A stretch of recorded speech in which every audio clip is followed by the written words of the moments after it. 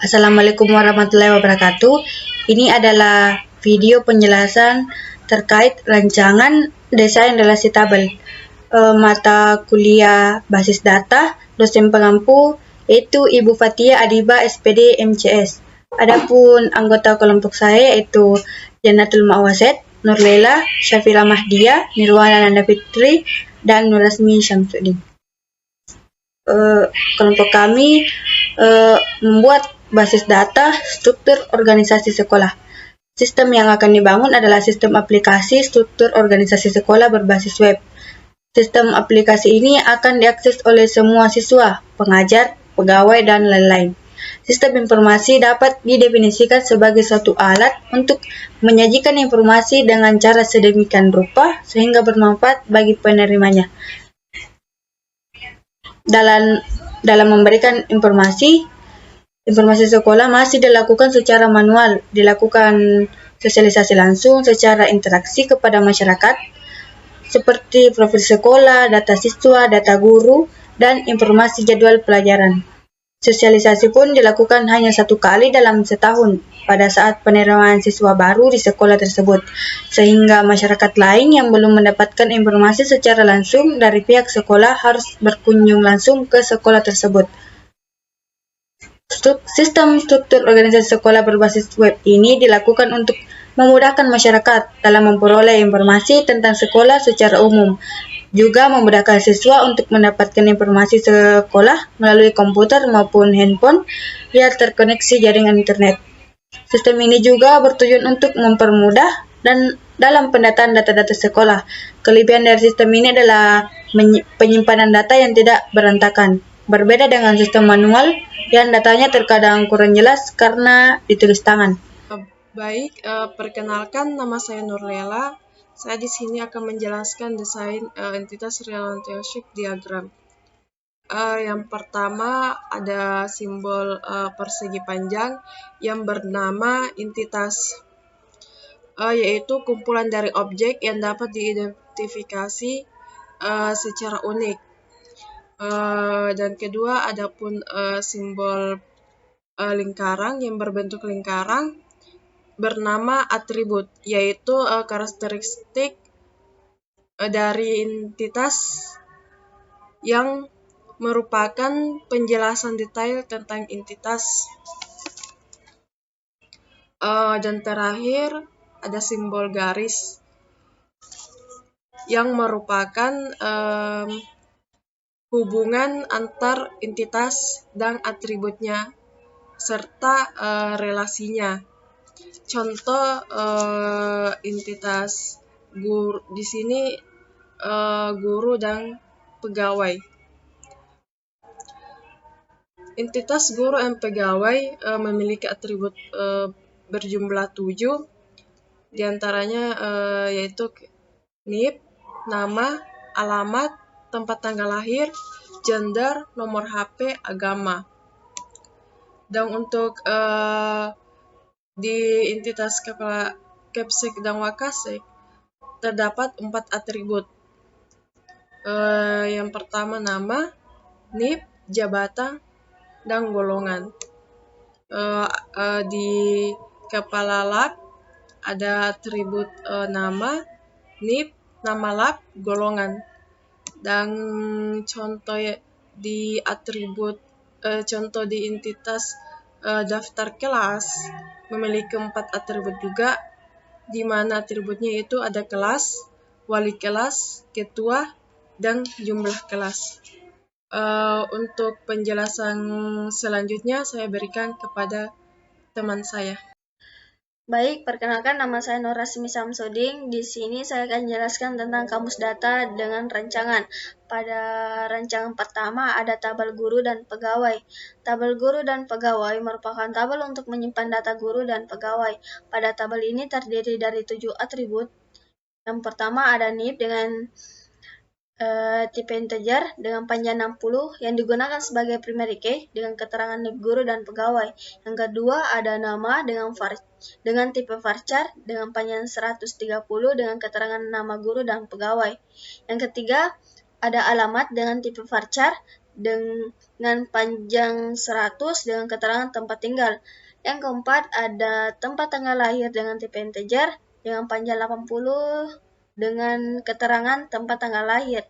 Yang kelima ada gender dengan tipe enum dengan panjang 30 dengan keterangan jenis kelamin. Yang keenam ada nomor handphone dengan tipe integer dengan panjang 40 dengan keterangan nomor handphone. Yang ketujuh ada agama dengan tipe varchar dengan panjang 60 dengan keterangan agama guru dan pegawai. Pada rancangan kedua ada tabel Capsec dan Wakasec. Tabel Capsec dan Wakasec merupakan tabel untuk menyimpan data Capsec dan Wakasec. Tabel ini terdiri dari 4 atribut, yaitu ada nama dengan tipe varchar dengan panjang 150 dengan keterangan nama lengkap. Yang kedua ada NIP dengan tipe integer dengan panjang 60 yang digunakan sebagai primary key dengan keterangan NIP, Capsec, dan Wakasec. Yang ketiga ada jabatan dengan tipe varchar dengan panjang 50 dengan keterangan jabatan Capsec dan Wakasec. Yang keempat ada golongan dengan tipe varchar dengan panjang 50 dengan keterangan golongan Capsec dan Wakasec. Pada rancangan ketiga ada tabel kepala lab. Tabel kepala lab merupakan tabel untuk menyimpan data kepala lab. Tabel ini terdiri dari 4 atribut, yaitu ada nama dengan tipe varchar dengan panjang 150 dengan keterangan nama lengkap. Yang kedua ada NIP dengan tipe integer dengan panjang 60 yang digunakan sebagai primary key dengan keterangan NIP kepala lab. Yang ketiga ada nama lab dengan tipe varchar dengan panjang 50 dengan keterangan jabatan di lab. Yang keempat ada golongan dengan tipe varchar dengan panjang 50 dengan keterangan golongan kepala lab. Yang keempat, ada rancangan tabel perpustakaan. Pada tabel perpustakaan merupakan tabel untuk menyimpan data user perpustakaan. Tabel ini terdiri dari 4 atribut. Yang pertama ada nama dengan tipe varchar dengan panjang 150 dengan keterangan nama lengkap. Yang kedua ada NIP dengan tipe integer dengan panjang 60 yang digunakan sebagai primary key dengan keterangan NIP penjaga perpustakaan. Yang ketiga ada jabatan dengan tipe varchar dengan panjang 50 dengan keterangan jabatan di perpustakaan. Yang keempat ada golongan dengan tipe varchar dengan panjang 50 dengan keterangan golongan penjaga perpustakaan. Selanjutnya saya berikan kepada teman saya. Rancangan tabel tata usaha. Pada tabel tata usaha merupakan tabel untuk menyimpan data user tata usaha. Tabel ini terdiri dari 4 atribut, yaitu nama, NIP, jabatan, dan golongan. Pada NIP ini digunakan sebagai primary key. Struktur tabel dapat dilihat pada tabel 5. Nah, di sini keterangannya terdapat nama lengkap, NIP user tata usaha, jabatan di tata usaha, dan golongan tata usaha. Kemudian yang keenam adalah rancangan tabel operator. Tabel operator merupakan tabel untuk menyimpan data operator.